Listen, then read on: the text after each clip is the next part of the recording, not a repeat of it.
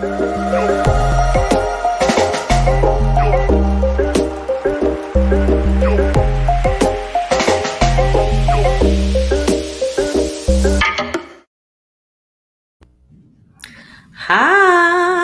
Hello. How are you? I'm okay. Let's do the intros and then we can do our hellos. So Okay. welcome to Brave Space Live, a show about anti-oppression, communal healing. Each week we pick a hard-hitting topic and dive right into the awkwardness. It's going to be real awkward because it's just us. I feel like we've had a guest for the last couple of weeks and I missed them. Are you calling us awkward? Yes. Okay. We'll lean in. I'm Tychelle. I'm a trained clinical social worker, educator, and diversity, equity, and inclusion practitioner. And this is my co-host. I am Mel. I'm an author, an activist, and a social ethicist. I'm calling us awkward, one, because we know a lot about a lot, or a lot about a little, but I love having other people with other perspectives, because sometimes I'm just like, what? Yeah. And also, this is me being awkward, and this is a pimple patch that I forgot to take off. So I didn't notice. You shouldn't have said anything. I just noticed it, and I'm gonna leave it there because you know what? Getting rid of acne is inclusive. I'm just joking. Self-care? I don't know. Yeah, there we go. Self-help care. There we go. Yeah. So today's topic is all about affirmative action. What it is, what it isn't. Is it reverse racism? We'll find out. I don't know. We'll leave that. Honestly, we'll ask the question and we're going to do some myth busting. Mel's going to talk to me about some of the myths and things that she's heard, and we'll talk about them together. But honestly, the question will probably remain at the end because we can't make up your minds for you. We can just present what we know, the facts, all of the other things, and share data with you. And, we'll talk about it just like we always talk about everything else. Yes. So in my conversations with a lot of people, especially on the right, a lot of mostly white folks, when I have these conversations, there is a lot of racial resentment around affirmative action. And I think it's because a lot of people don't really know what affirmative action is. And in fact, I myself, as someone who does, this kind of work, a lot of anti-racism work, I still don't know a lot about affirmative action, how it actually works. So I'm really looking forward to learning from you, Tychelle, because this is the kind of work that you do professionally. So I'm looking forward to being educated myself during this episode. So affirmative action. So the general understanding, I think, that is in the popular imagination is that affirmative action is just favoring people of color and minorities and getting them jobs and getting them this is not me speaking, but this is the popular conception, getting them, quote unquote, into jobs and higher education. So it's state sanctioned favoritism, a lot of people think. So do you want to say something about that, and then we can? So I'm not going to give a clinical definition. I will say, or a legal definition, because there are legal scholars. Equal opportunity employment, there's two E's. It's EEOC, but I can't remember what the first E is. Well, it's Equal Opportunity Employment Commission that kind of is part of regulating what affirmative action looks like in part while you're in a job. But affirmative action overall comes out of the 1964 Civil Rights Act, in that there was, and still, honestly still is, a disproportionate amount of people of color not in jobs and getting jobs or in higher education. And we can talk about what that looks like and how it affects people. And what I think also one of the things that we can talk about too is what that looks like for people, because when we talk about affirmative action, it's often in this binary of black and white. So what about folks who are not those, who don't identify as those two races? That's but yes, let's dive into some of the myths that couple dumb questions before we get started. Is affirmative action legally required for corporations and universities? Yes, but it depends on how it's written and what it looks like. So we'll talk about that in terms of what it looks like for what people call quotas, but it is a legal requirement to not discriminate, to not hire people of color. So that can be an issue. And it depends. And the reason that it is for companies and schools is because after if it's just, if I hire it's a family business and we got 5 people working, I can't demand that you have a certain number of people of color if you have a family business. But a corporation, for-profit companies, universities and things like that, it is legally required to have, to not, I won't say legally required to have a certain number, but you're legally not allowed to discriminate and keep out those groups of people. Okay, so that's an important distinction, right? Because so according to the Civil Rights Act, you can't discriminate against people for hiring, right? You can't discriminate based on their race for hiring, for example. So is affirmative action a way to prove that you're not discriminating, or does the government legally require affirmative action in particular? Do you know what I'm saying? So, yes. So it's a little bit muddled in my understanding of it as a non-legal scholar. Part of it is that there is some work around affirmative action, what it looks like to be able to have certain numbers of people to allow certain groups to be able to be employed, but not because there is work around affirmative action, but if we just say you have to have people of color, what does that mean? Is there a numerical value? Or because then it's like you have to have 7 Black people for every 45 white people. There isn't work in that legality, but there is legal scholarship and legal writings around how many or that you should have people of color. I don't know if I'm being as clear because I like I said, I haven't read all legal jargon, like boggles my brain and I start seeing numbers and letters confirmed together. But you haven't read all the laws on this? Why? No, I'm just kidding. No, neither of us are attorneys, so talk to a lawyer if you have questions about this, because it makes sense to me that if a company is discriminating based on race, right, they could easily get sued in the civil court.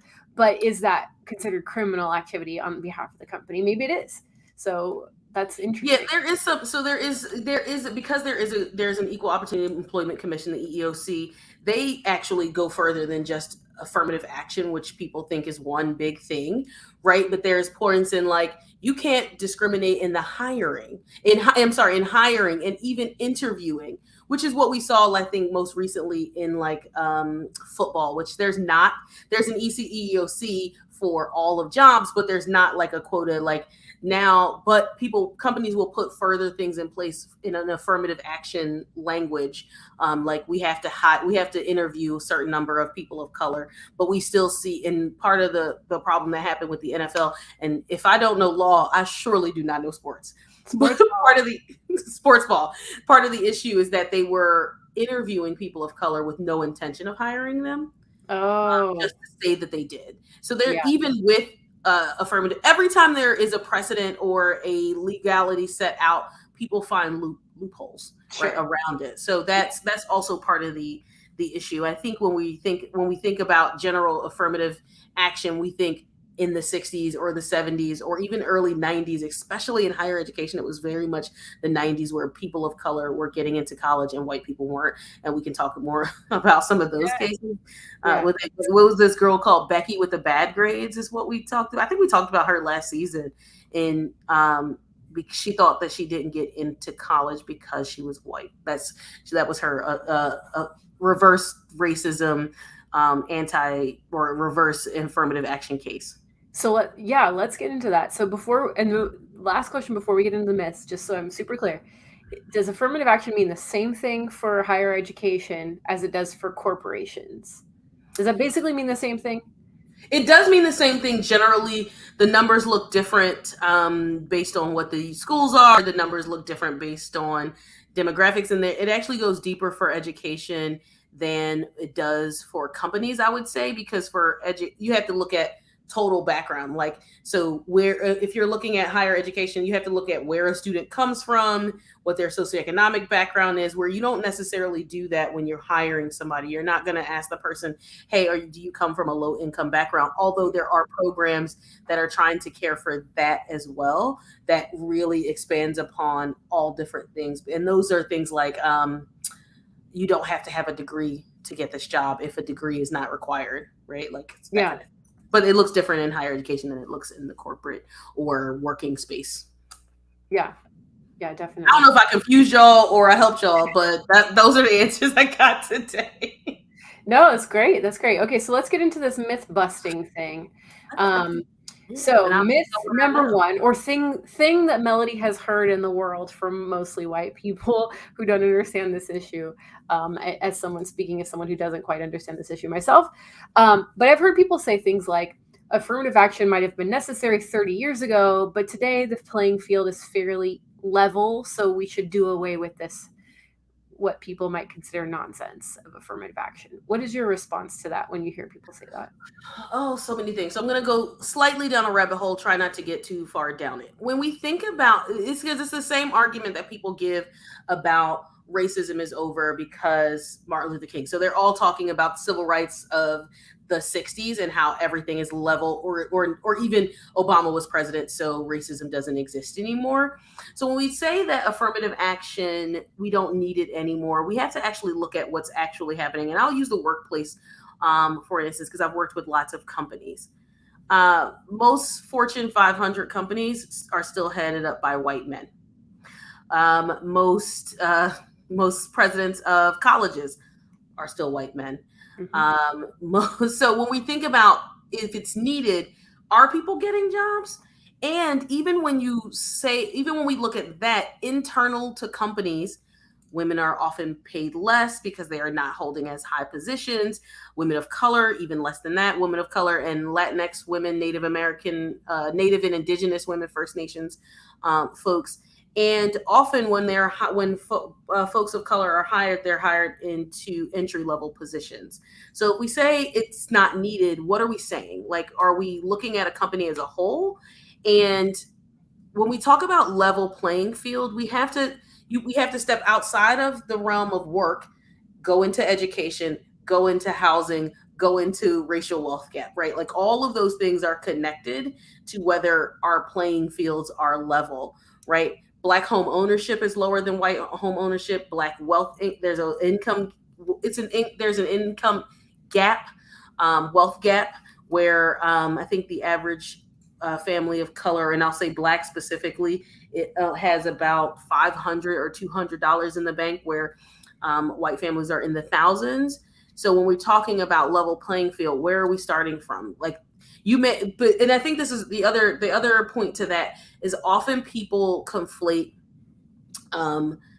individual racism with systemic inequalities or racism. Like just because you don't see yourself as racist, and because you have a Black person in your neighborhood, would you live in a Black neighborhood? Would you go to a neighborhood where it's all Black?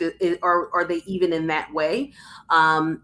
And your personal racism is not equivalent to systemic racism, right? So when we're talking about, because I think people think that they're the same thing, and they're not necessarily. They're not, in that the structures look very, very different. So the inequality persists. So not only is it just completely untrue that the playing field is fairly level. It's just untrue. It's just categorically untrue in like every marker you look at. Yes. Right. So I'll give one further example. Yeah. And this is one that people point to more recently. Women of color are the largest group that are being educated with bachelor's degrees and master's degrees, or higher education right now. 2/3 of people in college are women, and women of color are the largest group of those people, Black women specifically, but women of color overall. They're still being paid less money when they get into jobs having higher degrees. I know a lot of women of color that have degrees, and people above them who don't have degrees who still hold those jobs. So even though the playing field has changed a little bit in education, it hasn't made that difference yet and I'll say corporate, because corporate is where we have the highest earners in jobs, right? Even nonprofits are still not mostly ran by people of color. Even nonprofits that serve minority groups of people, still overwhelmingly white. That's where the numbers of white women go up as well with nonprofit CEOs. Still not the highest. Yeah, definitely. So I want to show a couple of facts to kind of illustrate this point. So yeah, this is from studies done by an organization called the Women's Power Gap. They do amazing research on the state of higher education and corporate America and how women are doing and how people of color are doing in these environments. So I'm going to show two infographics here. This is the first one. So this is a glass ceiling effect, which we'll talk about in a little bit. So on the left, so if you're listening and you can't see this on the screen, so on the left you have women, higher ed professionals who are women. 60% higher ed professionals are women in across 130 top universities in the United States. Okay, 60% are women, overwhelmingly women. Women are overrepresented as far as women working in this field. Okay, women are only 24% of top earners and only 18% of number one earners. So it goes from 60%, 24%, 1 to 18%, this downward line.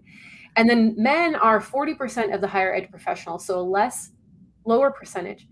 76% of top earners and 82% of the number one earners. So men are underrepresented when it comes to the overall workforce, but then way overrepresented when it comes to the top earners and the top leaders of the organization. This is across all of the United States. Now, here's a case study. You would think that really liberal states, right, really progressive states like Massachusetts, they would have gender parity, right? So we're only looking at gender right now. We're not even looking at race in this particular instance. But you would think that like the Massachusetts, like the best schools in Boston, they would have, a fair degree of women in higher leadership. Okay, so check this out. Among the elite research universities in Massachusetts, there's 8 of them. Among all 8 of them in last year, in the year 2021, there were no women presidents out of 8. And 5 of those schools, including Boston University, where I went to school, Boston College, Northeastern, Tufts, and UMass Amherst, 5 of them have never had a woman in leadership over that university, ever. So we're not just talking about, a little bit of, unequalness happening. This is like, you have major schools and major corporations in the United States that have never, ever, ever, ever had a woman in charge, ever. And women are half. I mean, when you think about that, I mean, education was, originally set up for men. And I mean, I went to college. I have 2 degrees. I went to an Ivy League school, both PWIs, or one is like the people call it an honorary HBCU, but I don't do that. But I went to Temple University and University of Penn, where they are still elitist institutions that separate the haves and the have-nots in certain ways, and it's supposed to be what we know now as a great equalizer. But we still know that, and I know we'll get into this even more, that folks of color, even with college degrees, are still earning or as employable as white high school graduates that have not had any college, right? So even that unequal playing field, when we get into race, is still exists there. So, and we can if we can, Mel, we can post those 2 that you shared on our socials so people can take a look at them. Yeah, definitely. Can I share one more? So yeah, please. So this is an infographic about women of color in the top 130 universities. Women of color are obtaining 16% of all PhDs in the United States, but comprise only 2.5% of the top earners at the universities themselves. 16% versus 2.5%. That's a huge difference. There is an inequality happening here. Yeah. Absolutely. All right. So, your next question that you've heard about affirmative action. I've actually heard a lot of people say this. You can't cure discrimination with discrimination. So thinking that affirmative action is discriminating against the null text here is white people, right? So what is your answer to that, Tychelle? Does affirmative action discriminate against white people? So I think when I think about curing discrimination with discrimination, we have to even really look at the term of what discrimination is. Discrimination is usually in one, it's not a pendulum swing where it goes back and forth from one to the other, because if one group stays in power, to I'm trying to figure out what word, unravel discrimination, you have to then take away from the people who hold power, right? So I'm not just talking, often people think then that's the president, which he's still, he's been a white man. One time they had that blip where it's a black man, but still not a woman either. They think this is the one person that holds power, but that's not it, right? Like he even is, beholden to other groups of people, right? So if we're saying that you can't cure discrimination by over indexing people of color, we're not necessarily, we're just saying that we need to actually level the playing field. And it's never going to be that, very seldom will it be that people of color, Black people, Asian people, Latinx people are over indexed in a job at the top or in schools, unless they're at, and I will caveat, at HSI, which is Hispanic Serving Institution, or HBCU, right? And sorry to interrupt. What do you mean over index? So so if Black, and I'm going to speak because I know the numbers more specifically for Black people. If Black people are 13% of the population, and we level the playing field that all institutions, whether it be college or higher education institution and jobs, have at least 13% people in all of those ranks, that still doesn't outweigh how many white people there are. That's just representing how many people the population. Yeah. Yeah. So it's not, so when we say discrimination, what are we talking about? Are we saying we're going to over index and have more people of color than there are white people? That almost never happens in places that serve all groups of people, right? So I went to a high school in a Black neighborhood. We had more Black people than we had white people, but that's not true for most schools, because my school's in a Black neighborhood and there were just white students who did. I was friends with the 2 white people who were in my school. Like, that's the only people I knew. So I think when we talk about what is discrimination, we have to look at it as a whole and not one individual. Because if you feel like, often, I'll give an example from the higher education realm, and it's kind of part and parcel to that Becky with the bad hair, right? Or Becky with the bad grades is what they called her in the media, in that she feels like she personally was being discriminated against, and that the discrimination was happening to her. But she was saying, I applied to these schools. I forget what the school was. But I didn't get in, and other Black people did. But she also discounted the fact that legacy students get in. If your parent went to that college, then you're more likely to get into that college. And then also athletes get into college.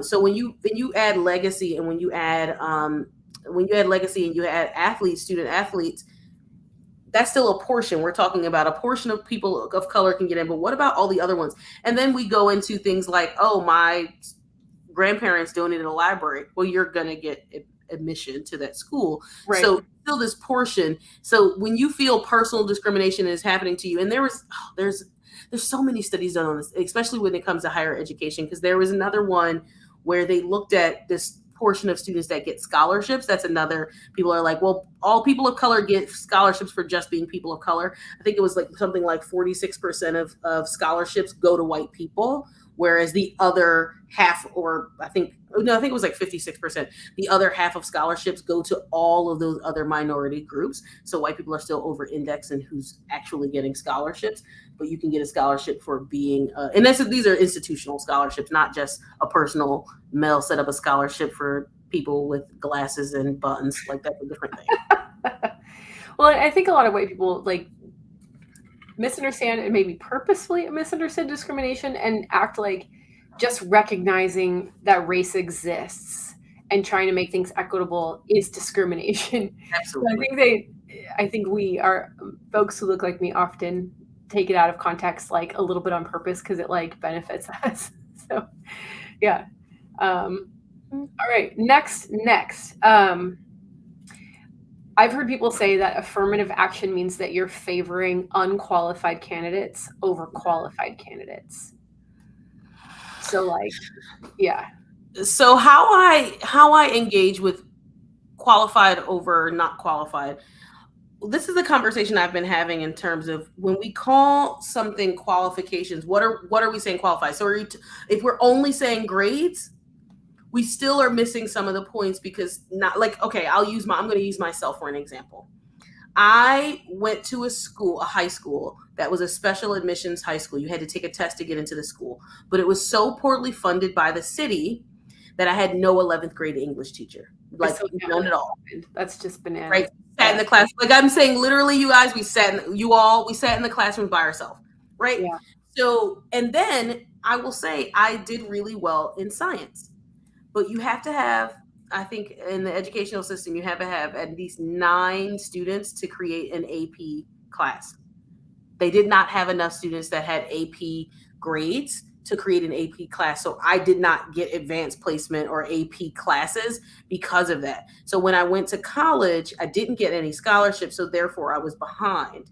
I had to scrape and scrimp to like pull up grades. I took a class that they offered, I think, twice in the school's history, where it was above level reading and writing and below level mechanics for writing. So it was like, you know how like English is like English 101? I took English 098 108. So I was above level in this and below level in that. There were like 7 or 8 of us in the class that like, you're really good at reading and writing papers, but your grammar in those papers are off. Like literally took this class. So when we say when we talk about unqualified students, what are we saying? And that's actually just not true. Like we're not just saying Black people who are not qualified for a job should get a job.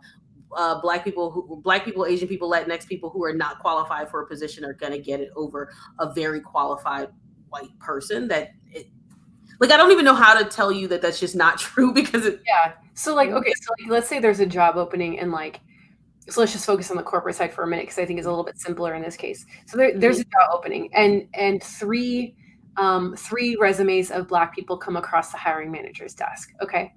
And one of those resumes is just like super not fit for the job. It's like a CEO level job, but this person only has like a high school degree and they clearly have no work experience or whatever. They don't have to be considered seriously for that job just because they're Black. That's not how it works. Like you're saying among qualified candidates who applied for the job, right?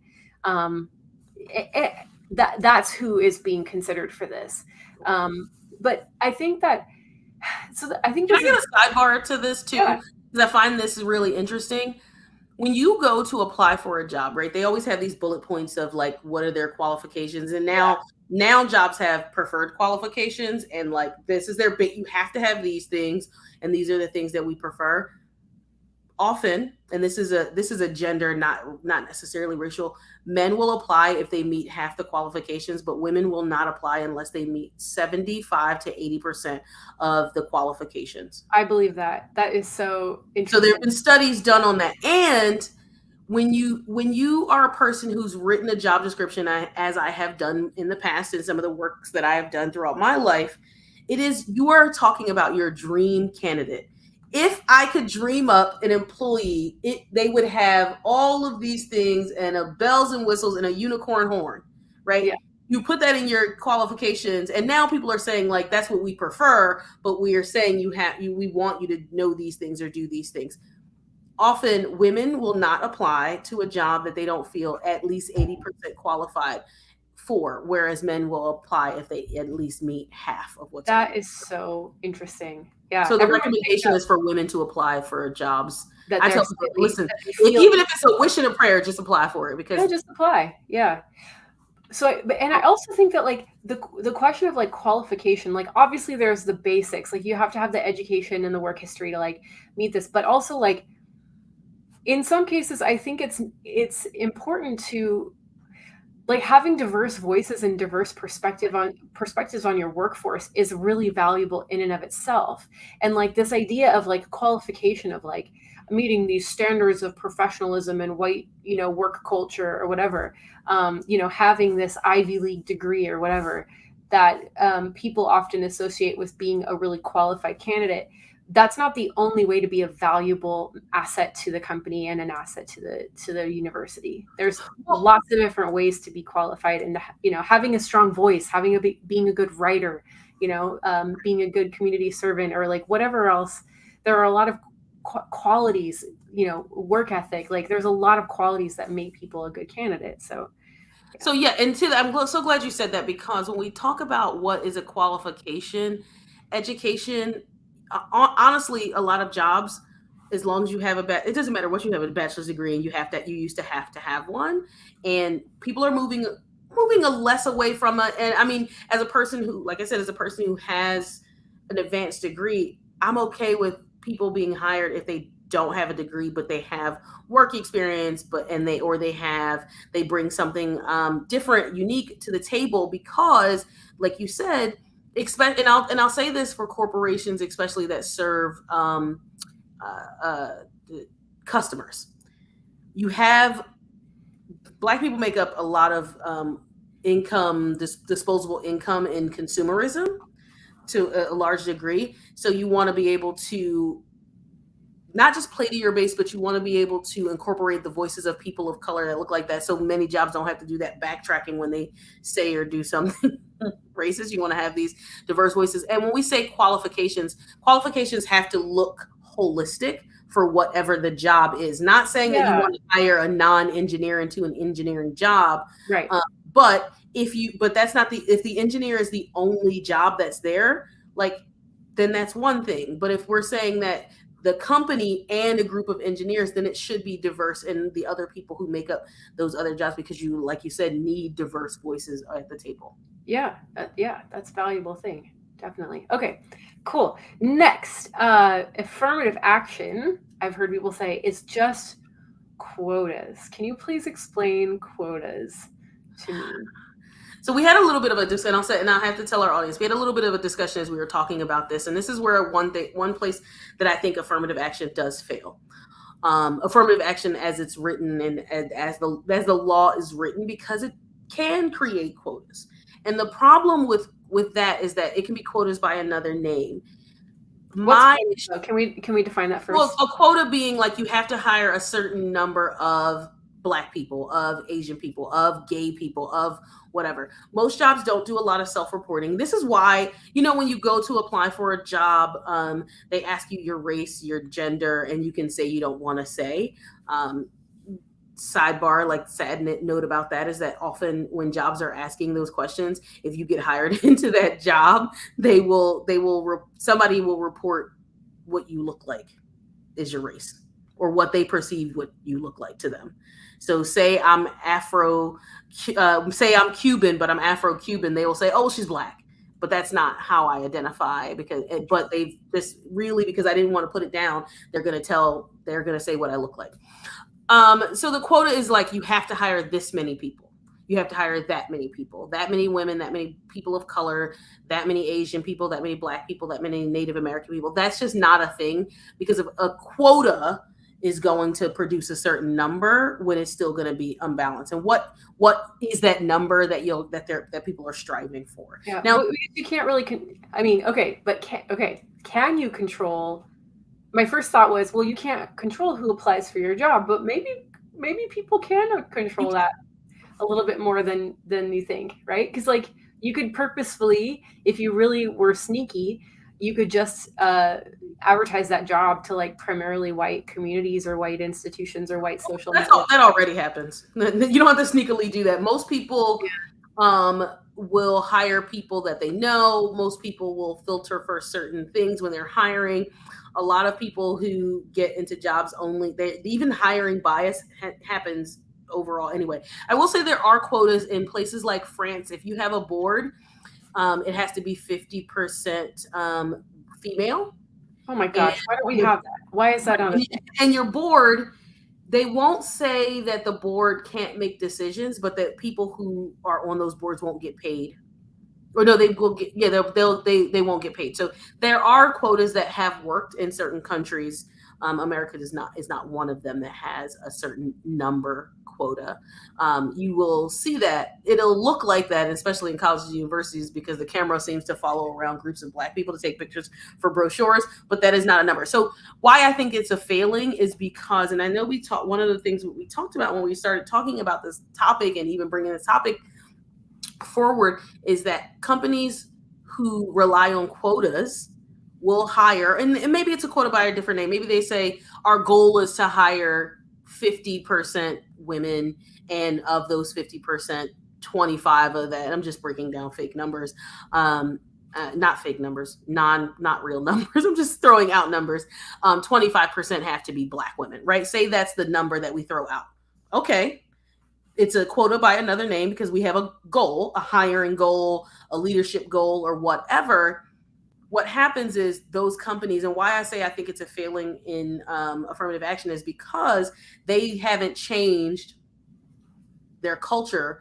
So when you hire those people into the same culture, nothing has changed. Those people won't stay. So that's why I think, not that I think quotas are bad, but just that I think that they don't work because we're still in with the great resignation, in that people are like, my mental health is suffering and it's terrible to work here. And I'm what they call the double only, or the only in the room. So the only being, I'm the only person of color, I'm the only woman, I'm the only whatever. Double only being, I am a Black woman, I'm the only Black woman in the room. So then when we start talking about, thank you, I'm gonna shout out our producer said quota, not retention. So we missed that portion as well. How do you retain? Because you could technically check all the boxes and say, here, look on paper, look at these numbers, look at all the people of color we hired, look at all the women we hired, without reporting that they don't stick around because you have a hostile workplace for minority groups. Right. Okay, next myth. Are women and minorities are, it's hard for me to even say this because like I don't agree with it. It's hard for me to say things that like it feels like I'm lying. Okay. I've heard people say that women and minorities are underrepresented because those candidates just aren't applying. They're just not in the workforce. Like women quit their jobs to raise babies and stay at home in the kitchen barefoot. I don't know what people think. I have two stories. The first one is not at all answering the question, but I have to talk about this. Okay. So before I moved to the West Coast, when I was back living on the East Coast, I was out at a pool day. Somebody invited me to the pool at an apartment that they lived in. And I met this couple. I met a bunch of people. And there was this guy who, we're at the pool, everybody's drinking, and this guy starts talking, and his wife is like, oh my God. When he starts talking, he can't get him to stop. And he starts asking me, he says, I'm a libertarian. And I'm like, I barely know what that means. Like fiscally conservative, but socially liberals. I think what I come to know about what people say libertarians are. And he goes, but there is one thing I have a problem with. Mind you, this is a guy who recently got married, I think a year and a half ago, to his wife, and he's a lawyer and self-proclaimed libertarian. And he goes, I just don't think companies should have to employ women in their years of childbearing years. What? Well, not like he didn't even say when they get pregnant. He said their entire childbearing years. And that's like 20 years of my life. Listen, as a 37-year-old woman who doesn't have children, that pisses me off to no end because it's already hard enough to like face like, infertility stuff or whatever the heck. I want to swear so bad right now. We're trying to keep the explicit label off our podcast. That is so freaking hurtful for me. Okay, so here's the thing that really got me. It is my childbearing years or whatever. Oh man, I'm like triggered by this. Ow, my heart. Here's the thing that and it's when you said it, it immediately popped in my mind. I've tried to like push it down and forget about it. Is that his wife is there, and she goes, "Oh my God, I hate when you say that." And I was like, why is she with him? Married to that. So this is not the first time he said this. And his wife is in her childbearing years. Was he wasn't joking? Like people think this earnestly? And I was like, yeah, maybe he's just rambling and he's just talking smack. And she's like, no, he really believes what he's saying. And then he said that. And then she got really upset. She's like, I hate when you say that. And I was like, she's going to literally go into this marriage knowing, like, clean break, because they didn't have kids yet, but she's going to go into this marriage knowing that he feels like she should be fired from her job because she should have been hired to begin with. And mind you, I think she made more money than him because he had just graduated from law school.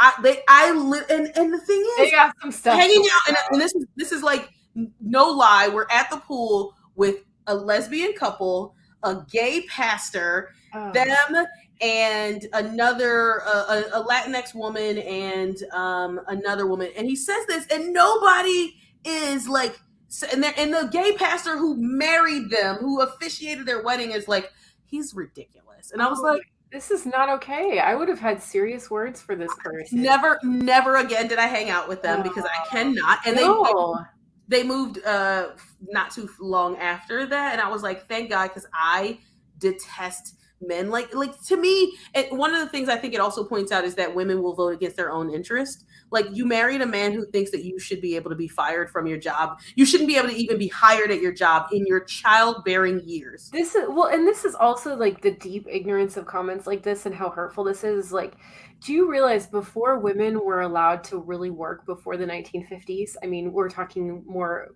white women, I guess, in this case. This is very complicated, right? Because women of color have always been forced into domestic labor. But in the area of time before the modern era, before women could own property, hold jobs, have credit cards, have financial independence, any of these things, like, you realize like a large percentage of women like went actually like crazy at home. Like, housewife psychosis was a thing. Like, women like going to fits of hysteria because they were literally forced to sit at home and take care of the home and like do nothing, and like literally their minds like wasting away from the inside, having like no mental stimulation, no economic freedom, no economic mobility or equality, not being completely dependent on their husbands for everything, being in many ways seen as property of their husbands. Like, it put in those conditions when women don't have people in general, but when women don't have opportunity to be independent and to work, like, it is seriously so detrimental to our physical health that women have gone insane and been put in insane asylums for not being allowed to participate in society. So like, and I'll say this is not Betty Cleaver, right? Like, and that actually in Mad Men, Betty Cleaver, she starts getting this like housewife psychosis a little bit. She starts going, right? So I'll say this as an antidote to what that person said. Jack Black, his mother, is a scientist. She was writing the formula on the way to that while she was in labor in the hospital, to be able to make the calculations for the NASA astronauts to be able to return home safely on Apollo 13. Yes. While she was like giving birth to him. About to give birth to a human, something that male identified people can't do, right? Cishet male people cannot do or don't do, was giving birth, and she was making calculations for astronauts to return home on a mission. Amazing. Yeah. So there you go. Case in point. That's the only example you need, that women should be allowed to work during childbearing. I don't remember what your question was, because literally when it popped up in my mind, I was like, angry. I'm so angry right now. I like followed those people on social media for a while, and I'm just like, I'm gonna go look and see if I can find and see if they had a baby. Like, oh my, that's not. I mean, I wish them the best. I wish it was like. And I don't think that having a child will change that, because some men will be like, I have a wife and daughter, and still be like voting against their children and their own. We gotta move on, because I'm about to punch somebody. Okay, like. Okay. What was your original question? I think I had another example. Oh yeah, one more. That minorities and women are behind because the candidates just aren't applying. Okay, so the other thing about that is that people apply to jobs. One, that's not a thing, and then also, where are you advertising these jobs? So when you are looking for a candidate for a job, they call it a slate, right? Is your slate diverse? Where are you posting it? Are you only posting it on places where other male people will see? Are you posting it where minorities will see? Are you engaging people in local places? Are you doing, like, people will be like, we do college fairs, but are you going to HBCUs? Are you going to PWIs that have Black students? So jobs can do those kinds of things, where they can engage students of color, where they can engage different students in different races, different ethnicities, programs. Most schools have international programs that go to China specifically, and I can't even say all of Asia, but China. But what about other groups of Asian people, right? Laos, Thai, Vietnamese. Do you have exchange programs with those programs as well? So people apply, but do people even know that your job exists? So where are you applying to? So I've got some numbers for on the gender line. So women's labor force participation is about 57%, and men's is 69%. So men generally, about 10% more men are in the workforce than women. But that's not that different, right? It really isn't. So on average, in an average industry, like some industries like education are heavily skewed toward women, but let's just say an average industry, for the most part, you might have, 6 men applying for every 4 women or something like that. Not even. You might have like 11 men applying for every 9 women or something like that. I don't know. And then also, I'm going to touch on something else you said, but go ahead. I'm going to make sure I touch on this. Just to finish this thought. So, and then in colleges, it's inverse. So 60% women and 40% men are applying to college on average. So your hiring numbers and your admissions numbers should reflect the percentages that are applying, right? So you should roughly be hiring, for 60% men, 40% women, right? That would be the ideal, because your hiring represents the number of people who apply. Right. And then, so even on that, when we think about things like there are more women who work in, I would say college, often the way that not professors, not college presidents are often still in domestic roles, right? More women cook, more men are professional chefs, more women are teachers, more men are principals. So we still have to think about that hierarchy more. There are more, especially preschool teachers, even preschool principals tend to be women. But as the higher up you go into an educational system, whether it's college or even K to 12, there are more male principals, but women teachers. Yeah. Quick note on this. I think it's important to understand that what a lot of Western thought has been founded through many, many, many years on ancient Greek philosophy. Is really interesting to know that Plato and Aristotle, those guys believed that men is the natural ruler of women, that women are not fit, that women are too emotional to rule ourselves, and that women should submit themselves to men. These ideas are as old as time, and they're infuriating because it's founded on old, archaic, ancient, pre-scientific myths of gender. How we set up marriage, how we set up laws. Listen, I just have these really deeply subconsciously embedded biases. Exactly. So that's a whole other episode to talk about equality, and we'll have to have an equality in relationship conversation, because then you'll really think that me and Mel are radicals in how our spousal relationships engage. But I digress. Okay. We got time for one more myth, and then I got 2 more. Let me see. Okay, last myth. If some minority groups have been able to pull themselves up by their bootstraps, some people say just pull yourself up by your bootstraps economically or whatever, then why should we coddle minority groups who haven't pulled themselves up by their bootstraps? I know you have a lot to say about this, Tychelle, so I'm excited to hear what you have to say. I do so much. Okay, so often when we're talking about those groups, I'm going to talk about 3 different things that I really wanted to outline here, with 2 different groups that people often tout as those minority groups who've been able to make it and have been able to lace up their Jordans to run a company, right? Often they're talking about Asian people as a whole, or actually they're talking about Asian people, but they're actually literally probably only talking about Japanese, Chinese, and sometimes Filipino, but not necessarily, right? So Asian people and Jewish people. Those are the 2 groups of people that people often point to. And I say that because, and I was just telling Mel about this, the entire model minority myth started, and what we know is a model minority myth started with one New York Times article in 1966 that says that, I think the headline says something like, Asian and Jewish groups have been able to make it. Why can't Black people? So what it does is serve to put minority against minority. And that's where they first used the terminology of model minority. And they said model minorities were both Jewish and Asian people. But what that does is it discounts the fact that Asian people, Asianism, they use it as it's not a monolith.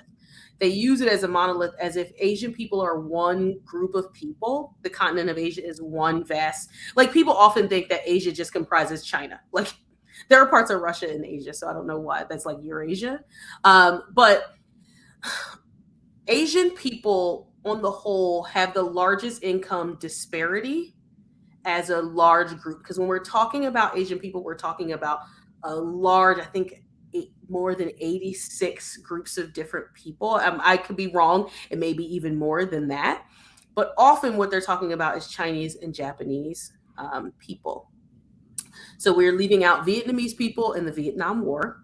We're leaving out Laos people, Thai people. We're leaving out, and even Japanese internment camps, right? We still have to talk about South those Asian, like India, and we have to talk about Hindu, Pakistani, all of these different groups. And I know I'm leaving out many, many groups of people. Korean people, that's the people talk about.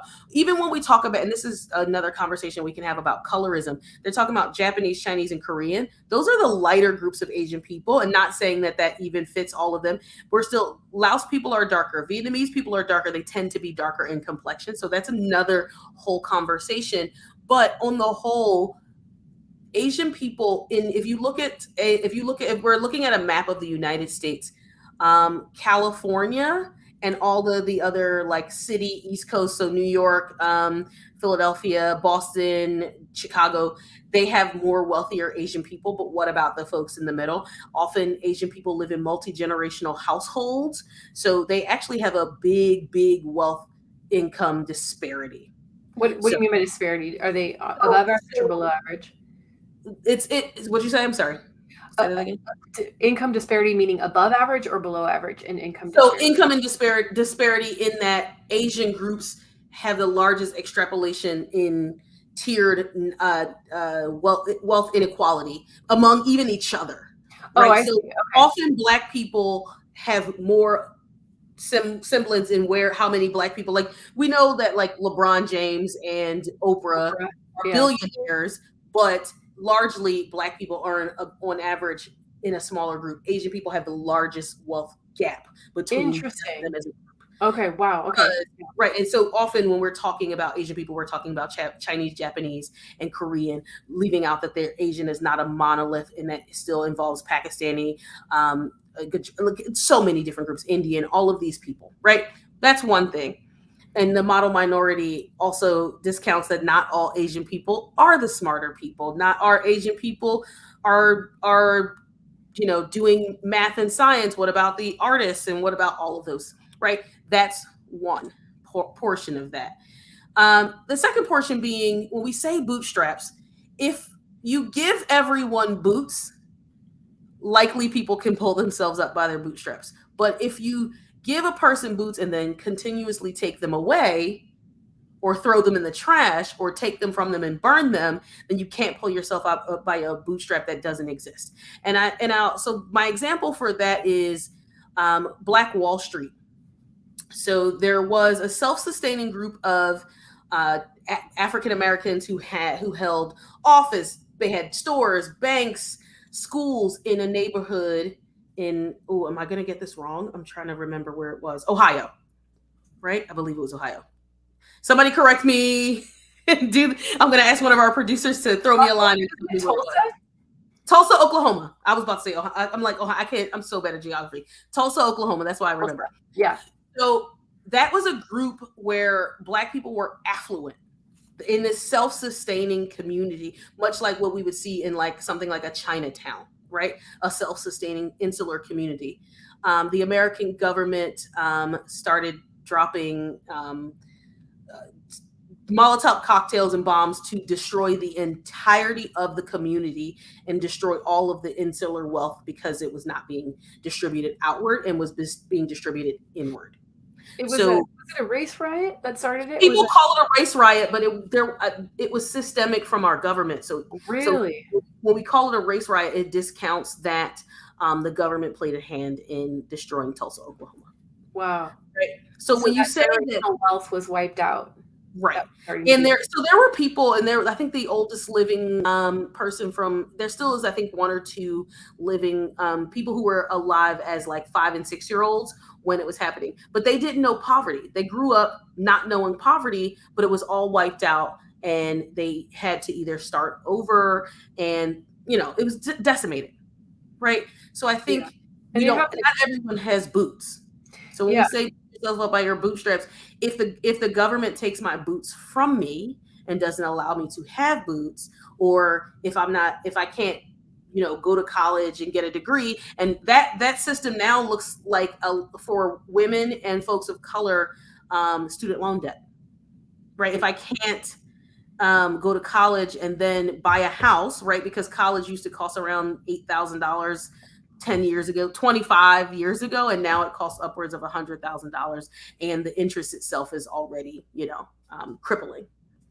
And or it's detrimental. I don't want to be ableist and say the word crippling, but it is detrimental to the people who have gone and take out college loans, because you're not paying back what you owe. You're paying back 10 times what you owe because of interest. But that's a whole other conversation about how people feel about student loan debt forgiveness. The $20,000 that some people are going to get, $10,000 and $20,000. Last part of that. Go ahead. Did you want to ask something before I get into my really last part? I had to get. Were you going to talk about redlining? Because that's where my mind was going. When you talk about taking away people's boots, like Asian communities and Jewish communities were not redlined as recently as like our parents' lifetime, right? Put into neighborhoods and denied economic opportunity, educational opportunity, denied home loans, denied ways to build generational wealth. In contrast, I'm so glad you did. In contrast to like two examples. So first example is Jewish ghettoization in medieval and Renaissance Europe, right? So Jews were in a similar fashion put into ghettoized community. They call them ghettos, actually. That's not like a racial actually called Jewish ghettos in Europe, and forced because of deep anti-Semitism across medieval and Renaissance Europe to live in like sectioned off communities, and we're not allowed to work really any jobs in society except for financial lenders, because a lot of Christians believe it was against Christian law to collect interest on loans. So they forced Jews to have these into the careers of financial lending, because it wasn't against Jewish faith to do so. So that's builds the stereotype that Jews are cheap and greedy. Both of those come from that. Yeah, both of those come to those stereotypes. So not only were Jews forced into that position, but then they were stereotyped and rejected, and it perpetuated anti-Semitism as well. Many Jews have been able to build long-term generational financial wealth and independence because they turned that around to a positive situation, right? So, but also because they were able to pull themselves up by their bootstraps because they were given boots to pull up, right? Right. So that we also then have to, and this is another conversation, and I encourage people to go to the Jewish American History Museum when there's like a conversation of when Jews became white, because they weren't always considered white people, which is the difference in race to ethnicity. Where they were considered white was it was like 1950s. And so, and we, the thing about white and white supremacy, you have to let white men are often letting other people become white. So Irish people weren't white, Italian people weren't white, and the last group of that is Jewish people weren't white, which is why I think we see a lot of racism, or why we see a lot of discrimination and anti-Semitism, because they were the last group to then become white, right? Like, and I think that's still a quotation, because not all Jews. We're talking about Ashkenazi Jews and not other groups of Jewish people or people who pass for what is white. Yeah, and whiteness is great. Whiteness is, and to your point about the model minority, this is granted to model minorities who play by white rules and often have lighter skin and appear to like be conducive to white culture. The other example that comes to mind is Japanese internment. So during World War II, our government placed thousands of Japanese people in concentration camps, internment camps, and forced them to live apart from society, abandoning their jobs, abandoning their homes. But this is a really interesting thing. So not only were Japanese people given reparations of $20,000 each for that, Black people have never been given reparations for that. And Jewish people were also given reparations in Europe as well.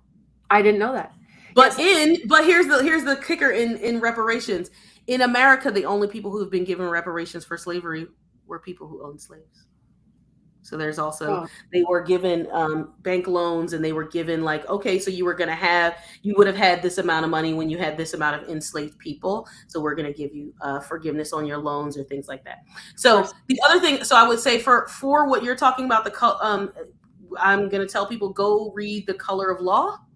The Color of Law is a book by Richard Rothstein, and it talks about redlining in neighborhoods. And then my other podcast recommendation, because I follow NPR Code Switch, they did a series with a group called School Colors is the name of this podcast, and there's 9 or 10 episodes, and I have listened to it even now on my second time going through the entire series. School Colors talks about all of these topics from the lens of kids getting into school, a diversity plan that they wanted to do in New York City, because schools are more just as or more segregated now than they were in after Brown v. Board of Education. And Ruby Bridges was the first young person to integrate schools, and she's only 67.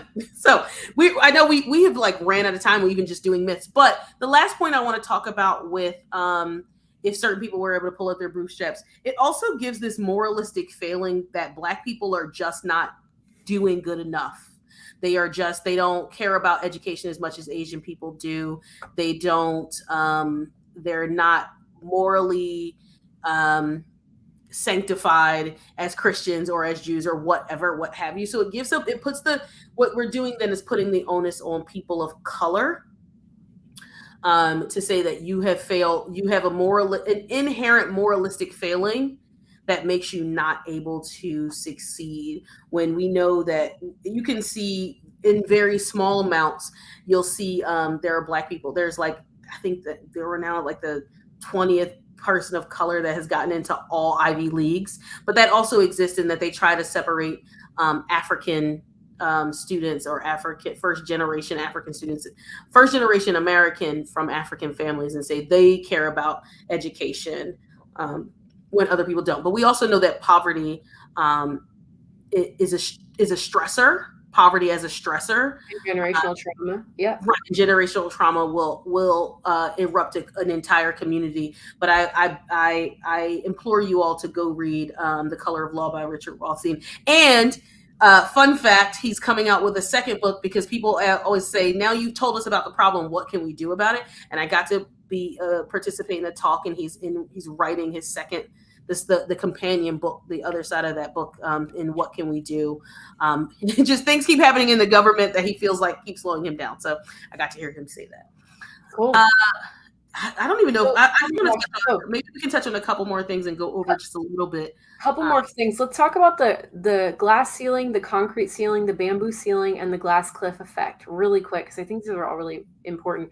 Glass ceiling is pretty common. We know it's like women can generally this is talked about women, but I think there's also glass ceilings that exist for racial groups as well, can get to a certain point and being promoted and can see the top, but are blocked by institutional bias and hiring bias in promoting, especially from within. That's a glass ceiling. What's a concrete ceiling? So it's honestly just what you said. So it's a racial component to say that white women can ascend to the top and see, or ascend higher and see the top, whereas women of color, they call it the bamboo and concrete ceiling and the sticky floor. So Black women can't even see the top. They are so far down in a company that they can't even see what looks like. So maybe you'll be a Black director, but there's less Black VPs and no Black CEOs. I think of the companies, there's maybe 2 Black CEOs. I think one is Walmart and one is Melody Hobson. I forget what company she runs, but these are 2 Black. There's no representation, so it's hard to even imagine yourself in that position. Right, you can't even see it. This is where we get that double only. And the bamboo ceiling was adapted and first coined by an author who talked about that for Asian women, because Asian men tend to be higher and be more, and there are more Asian men CEOs, less women. So there's even a gender disparity within Asian communities. And concrete usually is covering Black and Latinx women. And the sticky floor is that we're going to hire Black people with affirmative action, but they stay in frontline roles. and can ascend upward. So that is the glass ceiling. So you mentioned the glass cliff, and I really want to hear about that because I feel like I have some experience in hearing about it. The glass cliff effect is the phenomenon where a company gets a lot of pressure to hire to do a more minority hire, generally in a position of leadership, but they'll wait to do that until the company or the organization is not doing well, and then they'll put the person in the minority in charge, only to basically set them up for failure. So the glass, it's like being shoved off a cliff. Like it's making this person into a sacrificial lamb for the company, so they could be like, well, we hired a woman, but it just obviously didn't work out. They didn't do a good job, so we had to let him go. So it's kind of is a really nefarious sort of move that I don't even know if people would see. That's the thing about these decisions. I don't think some people would make them consciously and be like, "Heh, I'm going to set up this woman to fail." But a lot of people don't. A lot of people don't make these decisions consciously. They make them unconsciously because they don't examine their own biases. And because those biases go unexamined, it impacts real people's lives who are going up for these jobs and who are not getting to achieve their dreams or attend their dream school or pursue the thing that they want to pursue because someone has not done the work to unpack this in their brain, in this internalized racism and this internalized prejudice. So it's really frustrating, right? It is. And one of the things I wanted to at least talk about a little bit with that is the thought that when we talk about affirmative action, right, that's where we started with this conversation. And affirmative action honestly actually benefits white women more than it does any other group. Okay, how? I think I've heard this, but how does that actually work? So white women, so when we look at racial and gender bias is easier to solve for. So we'll say we want at least 50% women, right? So say a company actually puts that into practice. We want at least 50% women. What we have found in the corporate spaces, and I've done work with different corporations, is that those groups of people still tend to be white. Do we have a reason that is? There's not one answer to why it is, but they still tend to be white women. So if you look at, and I implore people to go look at many companies and look at who the C-suite is, you will often see maybe one person of color or two, and that those people of color tend to be one Black person, one or two Asian people, and if they can get those all rolled into one, I'm going to hire one Black woman or I'm going to hire three white women. That tends to be how they look. So interesting. So it's like quantity over quality thing. I don't know. And then one of our producers said, and I'm going to I have to shout it out that he said it.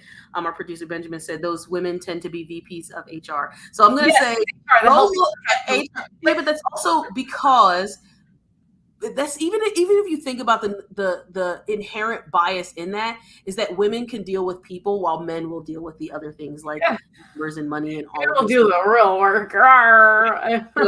So I implore people, go look at any company you worked for, any one of them, and look at their C-suite. That C-suite is anybody who's chief anything. So that's CHRO, which is Chief Human Resource Officer, and Chief Information Officer, Chief People Officer is what they call their HRs now, Diversity Officer, all of those. So think about, and then look at all of those and see how many of them are men, how many of them are white men, how many of them are women, how many of them are white women, how many of them are Asian, how many of them are Asian women, how many of them are Black, how many of them are Black women. And you'll see many discrepancies in all of those. First race and then gender. So yeah, I mean, and I agree with you. Like white women are like, oh look, we're doing a diversity hire, like we're getting a woman on the team, and like so I want to do intersectionality. Exactly. I want to do an experiment with you, right? Okay. And if you are listening to this, you can do it as well. And I've done this exercise with the groups across the world, and I'll tell you about some of the groups I've done it with. Close your eyes and imagine a CEO. Oh no! I just instantly imagined. What are they wearing? What do they look like? I'm just saying, no, Okay. literally, I'm not even done describing. Okay, What are they wearing? What do they look like? How old are they? Okay. And now I'm going to answer. Okay. Were they male? Yes. Were they white? Yes. I didn't want to think it, but it was the first thing that popped in my head. Were they wearing a suit? A blue pinstripe. Okay. So I was going to say, is it blue, black, or gray? Do they have a full head of hair? Yes. Are they tall? Hair. Yep. Athletic build. Right. And are they over 40 but not 60? And if you can look at what you think that person I would say be. young 40s, yeah. Okay. Yeah. I did this workshop with a group of people in India, and they still came back with the same answer. Really? And mind you, none of the people in that group were white. I think one was South Asian. One was Northern Asian and not South Asian. Is this like the entertainment we consume that's like portraying these stereotypes, or is this actually like what we see? And maybe it's both. I don't know. So if you're thinking about this, so one of the things about psychology that's really, really interesting is that your brain doesn't hold the mechanisms to be able to make up faces. So every face that you imagine in your head is an amalgamation of faces you've seen before. Huh. That's interesting in that what your brain just did I just named all of these things for your brain to do, and your brain pulled all of the information that you have and that you've seen, you've interacted with, to be true, that you've read about, and it pulled together a face of a person. And that face of that person is still a white man, not exceeding the age of 60. But also, is that person in a wheelchair? Does that person have any disabilities? Right. No. Yeah. Right. So, and then also, is that, like you said athletic build, that person. Often when we imagine a CEO, we never imagine a person that's what we call overweight. So all of those things exist in our mind because that's the information that we've been fed, not just entertainment, but just over time and overall. So all of those people exist in our brain, and even down to what they're wearing still comes back to a suit is professional. A full head of hair is important, right? Which is why some presidents try to hold on to their hair until the very last moment that they should have gotten rid of it, right? So you wouldn't even imagine that person as bald. You wouldn't imagine that person as fat. You wouldn't imagine that person as having a limb deficiency or difference. Like, you would not imagine that. You would imagine that person blind with a companion guide dog. You wouldn't imagine that person short. No. Right. This is what our brain says makes sense because these are the information that we've been fed over our lifetime. So I leave you all with that. So if you did get a chance to, please do that exercise when we say it, imagine it, and just see. And I'm not saying that you're wrong for doing it. This is just what we have. So how can we change that? How can CEO mean short, fat, bald, mobility device, blind, all of those different things? Because if your CEO looks like that, the person who is the most important in your mind. I want to add one more thing to all of this, and it's remind me what you said earlier about looking at the C-suite and how even the C-suite roles are often gendered. Some of the most important people to represent an organization, company, or university, or nonprofit, whatever we're looking at, are boards. And I don't believe our boards required to abide by affirmative action rules. I don't think they are, because they're not in our country that I know of. I don't think they are, but boards of directors, they make the decisions that set the tone for making a welcoming workplace, for making sure hiring is fair and there's not these crappy practices for employment or for accepting students. But boards don't have to abide by the same rules. So if you have the opportunity to help get more diverse board members in, that is likely to trickle through the entire company and change the culture of the company. So pay attention to those board seats and get good board representation. And I'll end with this, because you made me think of another thing, and hopefully we don't do this tic tac, because we could probably just keep thinking of more things. I know. If we think about this thing, affirmative action is getting people in the door. What are we doing to keep them? We talk, kind of calling back to that retention. If a company wants to hire, we want to hire Black people, we want to hire Asian people, where they're putting that out there, but they're not willing to open and change their culture. And it's just Which is one of the people have a hard time understanding tokenism. Just think about collecting people like baseball cards and you're right. like, oh, I don't have a black woman yet. Ooh, let's get that one. Like and for our less sports ball people, Spice Girl bubble gum wrapper. Spice Girls had a candy where you could collect cards of them, and that was something I did. Pokemon cards. I was not creating them all. Anyway, but I put them on the back. It was stickers. But one of the things is that we will see people, a revolving door of people, because if you're not willing to change your culture, then you're not going to keep people. It becomes a really big problem for women of color in the workplace, because like you said, this glass cliff or concrete cliff that they fall off of is the culture has not shifted any, and now you're asking people to work in a dynamic that does not fit who they are or their culture. So one of the things I do in a workshop that talks about psychological safety is what happens when you bring new people into your group, right? You say you want an inclusive workplace. Okay, let's do that. What do you do when you come into a group of people? Do you have open culture or closed culture? Do you say this person's not a good fit? Or is your culture willing to adapt and grow and change for the fit to make sure that we can include more people and having an open culture? So that's kind of where I want to leave it. Is affirmative action reverse racism? No, I can't answer that question for you. I don't think so. I haven't heard anything we've talked about today. I don't know what reverse racism even. We're not even. I can't even. Okay, here's the thing. Historically, this is the last metaphor. This is the last thing we'll say for the 5th time. Historically, okay, white people. If you think about America as a pie, white people have had, like, let's be generous and say 85% of the pie, right? But white people are only 61% of the population. So when you're telling white people, okay, listen, we got to reallocate the pie, and white folks, you only get 61% now because you're 61% of the population, and that's fair. And white people go, oh, I cannot believe you're asking me to give up so much of the pie. This is reverse discrimination. Woe is me. No, we're just asking for things to be fair. But because things have been so unfair in white people's favor for so long, it feels like we're being asked to sacrifice when we're simply being asked for equality. And that's what people need to realize. That's not discrimination to ask for that, to ask for things to be representational. It's not. It's what is the saying? I think when discrimination has been the precedent, equality feels like oppression. Yeah. So remember that. All right. I love you all. To my adoring fan. Whatever.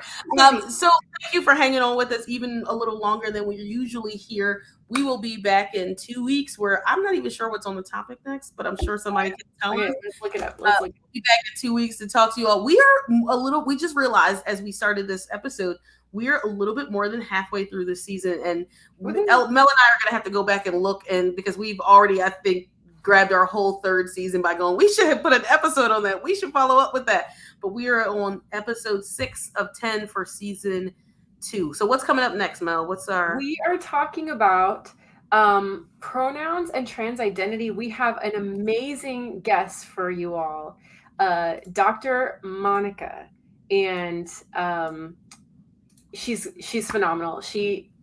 We'll put a teaser with her bio on Facebook and everything, but she's a reverend and a doctor and a trans activist, and she has just amazing things to say about being a trans woman of color, and I'm really looking forward to hearing what she has to say. Exactly, me too. So you'll get more of an expertise, because part of the reason we want to bring on guests is because we are not experts in everything. We don't have the lived experience in everything, and one of the things that we really believe is that you should hear it from the people who experience it every day. So I'm really excited to have a guest on that's willing to talk about their experience and engage us, as well as, because we'll, students in that, along with you all as well. So you'll see many things coming out on our socials. We'll post some of the 2 podcasts, and I'll put a link to some of them that we talked about. Richard Rothstein's The Color of Law, and the podcast School Colors, because they are amazing to listen to, read, and all of those things. But until next time, because it's late where y'all are, and it's a little earlier, but dinner time where I am. We can't wait to hear from you again or engage with you all again. And Mel, it's always great talking to you. As well, likewise. I was just about to say, oh my gosh, we weren't very awkward during this conversation, and then I just completely stumbled all over my words and fell on my face. But as well, likewise to you also, friend. Also to you, likewise. All right, until next time, folks, we'll catch you later. Bye. Bye.